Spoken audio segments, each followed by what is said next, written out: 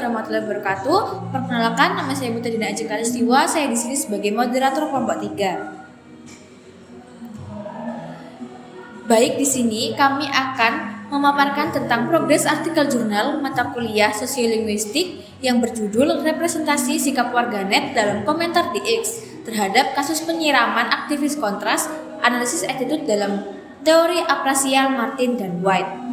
Di mana isi dari artikel ini meliputi judul, latar belakang, rumusan masalah, landasan teori, kerangka berpikir, metode penelitian, progres hasil, kendala dan solusi, serta rencana tindak lanjut.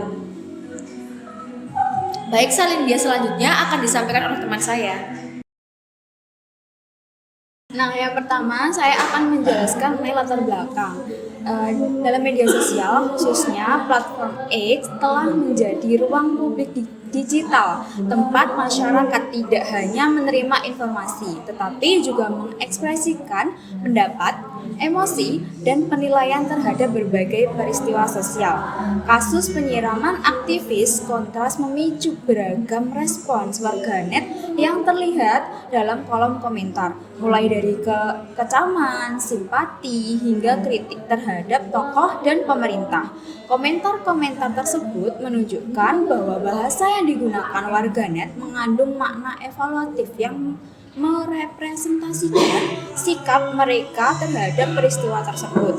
Oleh karena itu, penelitian ini dilakukan untuk menganalisis representasi sikap warganet dalam komentar di platform X menggunakan teori appraisal, khususnya pada aspek attitude yang meliputi afek, judgment, dan apresiasi.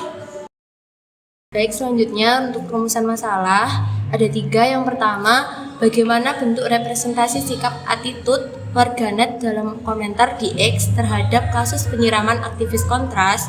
Dan yang kedua, bagaimana distribusi kategori attitude yang meliputi affect, judgment, dan appreciation dalam komentar warganet tersebut. Yang ketiga, jenis attitude apa yang paling dominan digunakan oleh warganet dalam merespons kasus tersebut, serta apa implikasi maknanya terhadap konstruksi opini publik. Nah, selanjutnya akan saya paparkan mengenai landasan teori untuk penelitian ini. Nah, penelitian ini menggunakan teori appraisal yang dikembangkan oleh C.R. Martin dan White tahun 2015. Nah, penelitian ini difokuskan pada bagian attitude yang dibagi menjadi 3 kategori utama. Yang pertama ada affect, itu merupakan ungkapan perasaan atau emosi seperti marah, sedih, simpati, atau rasa kecewa. Nah, untuk kategori yang kedua itu ada kategori judgment atau penilaian terhadap perilaku, moral atau karakter seseorang berdasarkan norma sosial.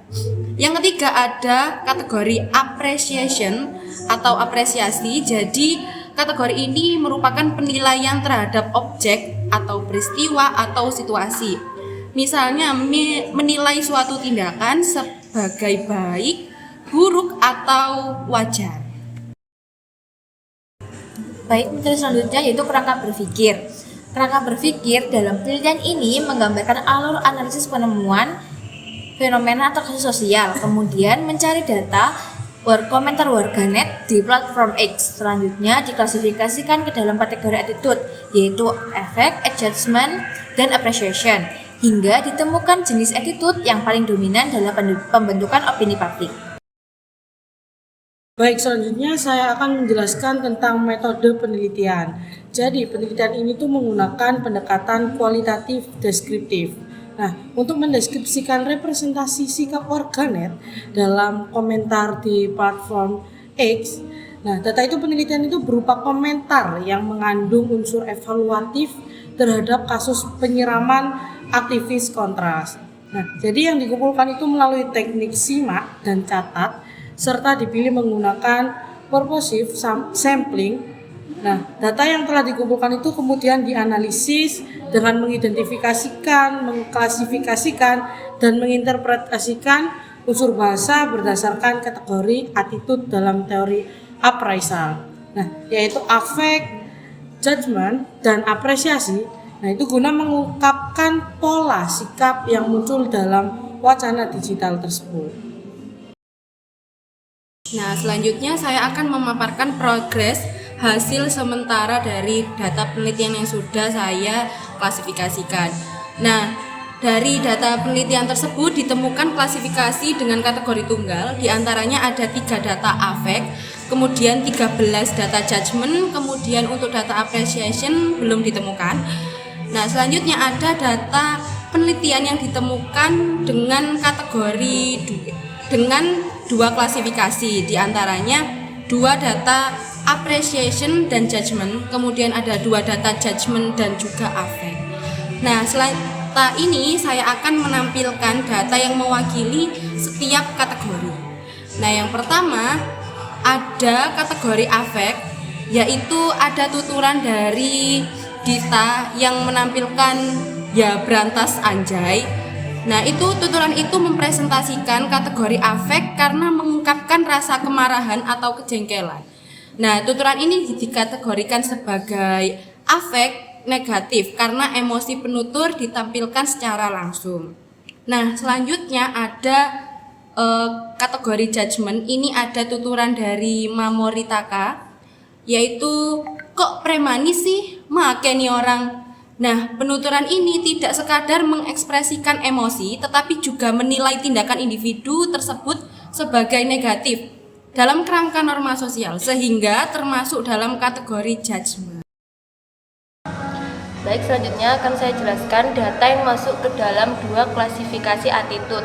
Yang pertama adalah judgment dan appreciation dengan data reaksinya masih oke, tinggal nunggu actionnya mau ngapain nih orang.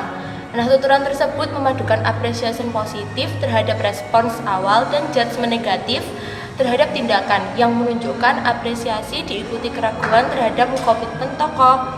Selanjutnya ada klasifikasi attitude, affect, dan judgment dengan data. Muak gak sih kalian di semua kementerian kalau ada kasus apa kayaknya kerjaan menteri cuma opini doang, mana asbun banget lagi, lu gak usah opini, kalau kerjaan lu bener juga gak masalah. Nah, tuturan tersebut mengandung afek negatif berupa kejengkelan yang diperkuat dengan judgement negatif terhadap perilaku dan kompetensi tokoh. Baik, untuk kendala dan solusi dalam penyusunan artikel ini, yang pertama yaitu kendalanya ambiguitas dalam klasifikasi kategori apresial karena beberapa komentar mengandung lebih dari satu sikap atau makna implisit sehingga sulit untuk menentukan apakah tersebut affect, adjustment, atau appreciation secara pasti. Yang kedua yaitu solusi, diskusi dan verifikasi klasifikasi antara anggota kelompok untuk mengurangi subjektivitas. Peneliti membandingkan hasil klasifikasi dan mendiskusikannya dengan perbedaan penafsiran sehingga mencapai kesepakatan. Nah, yang terakhir ada rencana tindak lanjut untuk penelitian ini, yaitu yang pertama, menyusun dan menyelesaikan bagian pembahasan serta kesimpulan untuk finalisasi artikel ilmiah sesuai sistematika penulisan jurnal. Lalu, yang kedua, menyusun tabel dan contoh kutipan data sebagai pendukung analisis dalam artikel. Lalu yang ketiga, menulis bagian hasil penelitian secara sistematis sesuai dengan struktur jurnal. Itu tadi pemaparan progres artikel yang dapat kami sampaikan. Mohon maaf apabila ada salah kata. Terima kasih. Wassalamualaikum warahmatullahi wabarakatuh.